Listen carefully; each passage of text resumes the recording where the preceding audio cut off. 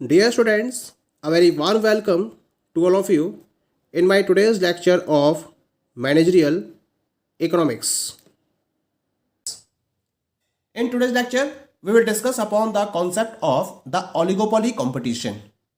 This is the third type of the imperfect competition that is known as the oligopoly competition.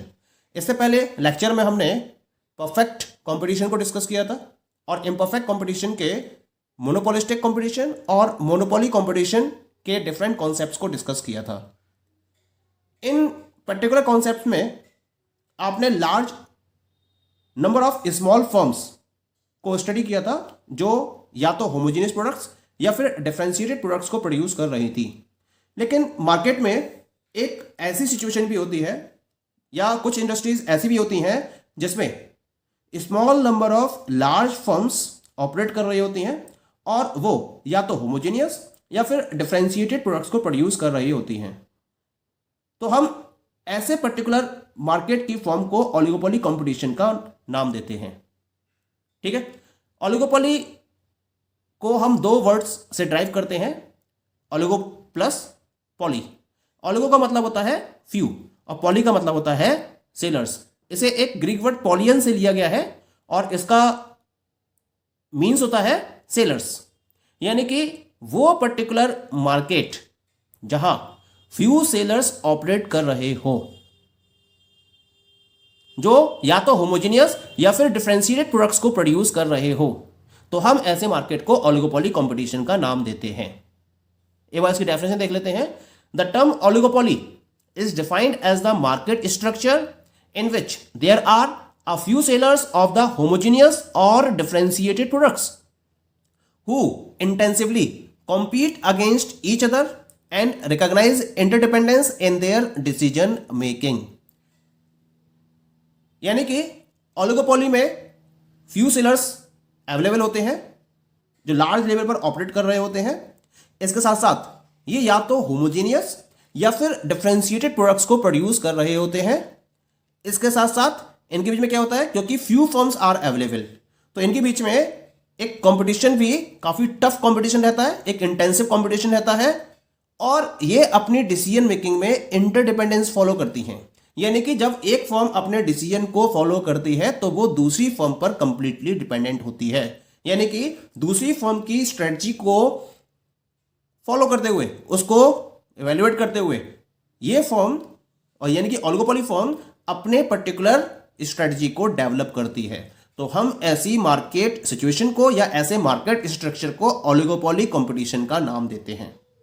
Point clear हो गया। For example aluminium industry है, cement industry, automobiles industry, tyres industry, computers industry, air conditioners industry या razor blades industry, ये सब क्या है? These are oligopoly in nature, क्योंकि इन इंडस्ट्रीज में आपको फ्यू फर्म्स ऑपरेट करती हुई मिलेंगी जो लार्ज स्केल पर ऑपरेट कर रही होती हैं। तो इसको हम ओलिगोपोली कॉम्पिटिटिव मार्केट में कैटेगराइज करते हैं। डेफिनेशन क्लियर हो गया, हमारी कॉन्सेप्ट क्लियर हो गया है। अब हम बात करेंगे about the features of oligopoly. Oligopoly competition के क्या क्या फीचर्स हैं, तो यहां मैंने इसके टोटल 6 फीचर्स को रिप्रेजेंट किया है, जिनको हम वन बाय वन स्टडी करेंगे। The first feature is few dominant firms. ये इसका सबसे पहला फीचर होता है कि मार्केट में केवल और केवल कुछ ही फर्म्स होती हैं और वो सब क्या होती हैं? They are in a dominant size, they are having such a large size that each and every firm is having a capacity to dominate the market. यानी कि इन पर्टिकुलर इंडस्ट्री के अंदर जो फर्म्स ऑपरेट कर रही होती हैं, क्योंकि उनकी क्वांटिटी कम होती है, यानी कि नंबर ऑफ फर्म्स कम होती हैं, तो ऑब्वियसली हर फर्म के पास लार्ज मार्केट साइज अवेलेबल होता है और इसी वजह से हर फर्म मार्केट पर एक अपना इन्फ्लुएंस डालने में कामयाब होती है, क्योंकि लार्ज साइज के बेसिस पर ऑपरेट कर रही है। तो ऑब्वियसली जो उसकी पॉलिसी होगी उसका इंपैक्ट दूसरी ऑर्गेनाइजेशंस की पॉलिसी पर भी पड़ता है। तो हर फर्म अपने आप में एक डोमिनेंट पोजीशन में होती है और मार्केट को अपने बिहेवियर के बेसिस पर कंप्लीटली इन्फ्लुएंस करती है। ठीक है। और इसके साथ साथ ये अपने रिसोर्सेस को इस तरीके से यूटिलाइज करती है जिससे कि वो मार्केट के अंदर अपना सर्वाइवल और ग्रोथ एंश्योर कर सके। और इसके लिए वो क्या करती है, जो राइवल फर्म्स है उसके एक्शन को काउंटर करती है, यानी कि उसकी स्ट्रेटजी को काउंटर करते हुए ये अपने रिसोर्सेज को प्रॉपर वे में यूटिलाइज करती है, डिस्पोज करती है, जिससे कि वो अपनी सर्वाइवल और ग्रोथ को मार्केट में एंश्योर कर सके। अदरवाइज वो मार्केट से बाहर हो जाएगी, इसी वजह से उसको ऐसा करना पड़ता है। Clear. Second feature is mutual interdependence. This is very important feature in oligopoly market. Oligopoly market में क्योंकि नंबर ऑफ फर्म्स कम होती हैं, फ्यू फर्म्स आर देयर, तो इसी वजह से एक पर्टिकुलर फर्म का जो एक्शन है अगर वो होता है तो इसका पॉसिबल रिएक्शन भी उसको दिखाई देगा।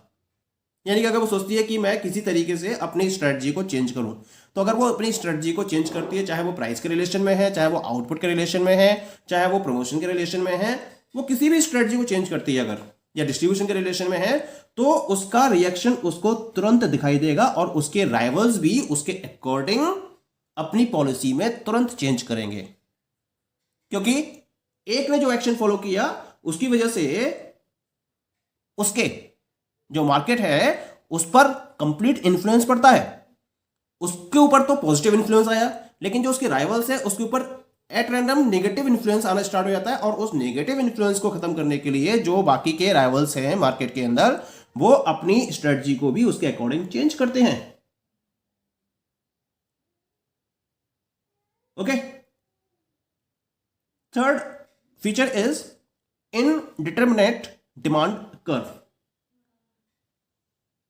क्योंकि म्यूचुअल इंटरडिपेंडेंस है, तो उस म्यूचुअल इंटरडिपेंडेंस की वजह से जितनी भी ओलिगोपोली फर्म मार्केट में अवेलेबल है, हर फर्म का जो डिमांड कर्व है वो डिटरमाइंड नहीं होता है, वो एक फिक्स्ड डिमांड कर्व नहीं होता है।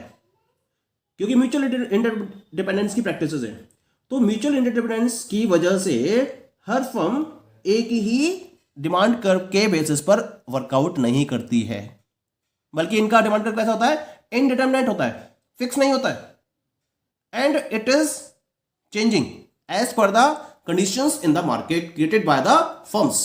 यानी कि फर्म्स जब अपनी पॉलिसी में चेंज करती हैं तो उसके अकॉर्डिंग ये डिमांड कर्व भी क्या होता है, चेंज होता रहता है।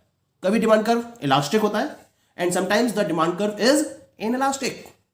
मान लीजिए कि एक फर्म है, वो अपने प्रोडक्ट के प्राइस में कट करती है, यानी कि उसको वो डिक्रीज करती है, तो क्या होगा, उसकी सेल तो बढ़ेगी, लेकिन जो उसके राइवल्स हैं उनकी सेल क्या होगी, उनकी सेल डिक्रीज हो जाएगी। तो वो अपनी सेल को डिक्रीज ना होने पाए ऐसा फॉलो करने के लिए क्या करेंगे, वो भी अपने प्राइजेस को कम करेंगे। यानी कि एक फर्म ने प्राइस कम किया, दूसरी जो बाकी फर्म्स हैं उन्होंने भी अपने प्राइस को कम करना स्टार्ट कर दिया। तो यहां क्या होगा, यहां जो डिमांड कर्व है उसकी सिचुएशन चेंज हो जाएगी। कभी डिमांड कर्व इलास्टिक सिचुएशन को रिप्रेजेंट करेगा और कभी जो डिमांड कर्व है वो इनइलास्टिक सिचुएशन को रिप्रेजेंट करेगा। इनइलास्टिक, मान लीजिए एक फर्म ने अपने प्रोडक्ट के प्राइस को इंक्रीज करा, तो क्या होगा, जो बाकी फर्म्स है वो अपने प्रोडक्ट के प्राइस को रेज नहीं करेंगी। इसका मतलब रेज करने का उसको बेनिफिट नहीं मिलेगा। ये किस सिचुएशन में होगा, जब मार्केट इनइलास्टिक होगा। मार्केट अगर इनइलास्टिक होगा तो उस केस में क्या होगा, उसको अपने प्रोडक्ट के प्राइस को इंक्रीज करने का कोई भी बेनिफिट नहीं मिलेगा। लेकिन अगर मार्केट इलास्टिक होगा तो क्या होगा, उसे अपने प्रोडक्ट के प्राइस डिक्रीज करने की वजह से जो बाकी फर्म्स है वो भी अपने प्रोडक्ट के प्राइस को डिक्रीज करेंगे। तो यहां कोई एक फिक्स्ड डिमांड कर्व अवेलेबल नहीं होता है, यानी कि एक डिटरमिनेट डिमांड कर्व के बेसिस पर कोई भी ओलिगोपोली फर्म वर्कआउट नहीं कर सकती। उसका डिमांड कर्व कैसा होता है, it is indeterminate and there is uncertainty. Always there is uncertainty in the market situation. कब कौन क्या डिसीजन ले ले और उसके हिसाब से उसे किस डिमांड कर्व को फोकस करना पड़ जाए, any of the firm does not know it. That's why the demand curve is indeterminate in oligopoly competition. Okay. The fourth one is barriers to entry. That is biggest limitation or that is the biggest feature of oligopoly. कि यहां कोई भी नई firm अगर operate करना चाहे, जैसा कि मोनोपोलिस्टिक मार्केट में था, परफेक्ट कंपटीशन में था कि that is free entry and free exit, कोई भी फर्म जब आना चाहे तब आ सकती थी, और जब एग्जिट करना चाहे तब एग्जिट कर सकती थी, लेकिन यहाँ ऐसा नहीं होता। इसके पीछे रीजन क्या है? इसके पीछे रीजन है कि अगर कोई भी पर्टिकुलर फर्म अपने बिजनेस को इस इंडस्ट्री में ऑपरेट करना चाहती है तो उसके लिए उसको लार्ज नंबर ऑफ रिसोर्सेज की रिक्वायरमेंट होगी, और अगर उसके पास वो लार्ज रिसोर्सेज अवेलेबल है तब तो वो ऐसा कर सकती है, अदरवाइज उसके लिए बहुत इंपॉसिबल हो जाता है, क्योंकि बाकी जो फर्म्स हैं वो लार्ज स्केल पर ऑपरेट कर रही हैं, they are getting the economies of scale, और उसकी बेसिस पर उनकी जो कॉस्ट होती है प्रोडक्ट को प्रोड्यूस करने की वो बहुत कम होती है, दैट इज वेरी लेस। और अगर कोई नई फर्म है वो उस कॉस्ट पर जब तक ऑपरेट नहीं करेगी तब तक उनसे कॉम्पीट नहीं कर सकती। इसी वजह से ये एक नेचुरल बैरियर्स होते हैं जो ऑटोमेटिकली क्रिएट हो जाते हैं इकोनॉमीज ऑफ स्केल की वजह से, और जो नई फर्म्स है वो इस ओलिगोपोली कंपटीशन में एंटर नहीं कर पाती हैं। जैसे ऑटोमोबाइल इंडस्ट्री की बात करें तो ऑटोमोबाइल इंडस्ट्री में अगर कोई फर्म किसी ऑटोमोबाइल प्रोडक्ट को प्रोड्यूस करना चाहती है तो उसके लिए उसको हैवी इन्वेस्टमेंट फॉलो करना पड़ेगा, और इतना लार्ज स्केल पर जिससे कि उसकी कॉस्ट मिनिमम लेवल तक आ जाए, यानी कि उसको इकोनॉमीज ऑफ स्केल का बेनिफिट मिल जाए, तभी वो सर्वाइव कर सकती है ओलिगोपोली मार्केट में। तो ये नेचुरल बैरियर्स होते हैं, इसी वजह से कोई भी फर्म इन इंडस्ट्रीज के अंदर इजिली एंटर नहीं कर पाती है due to the natural barriers. Clear? And the next one is the advertising. क्योंकि नंबर ऑफ फर्म्स कम है और हर फर्म क्या चाहती है, हर फर्म अपने प्रोडक्ट को लार्ज स्केल पर सेल करना चाहती है, तो यहां एक नॉन प्राइस कंपटीशन को फोकस किया जाता है on the basis of the advertising of its product and by improving its quality. क्योंकि प्राइस कंपटीशन को एक लेवल तक ही फॉलो किया जा सकता है। प्राइस एक फर्म कट करेगी तो बाकी सब सारी फर्म्स भी प्राइस को कट करेंगी, तो एक लेवल पर प्राइस कट को हर फर्म फेस कर सकती है, लेकिन जो उसकी कॉस्ट है उससे नीचे प्राइस कट को फोकस नहीं किया जा सकता।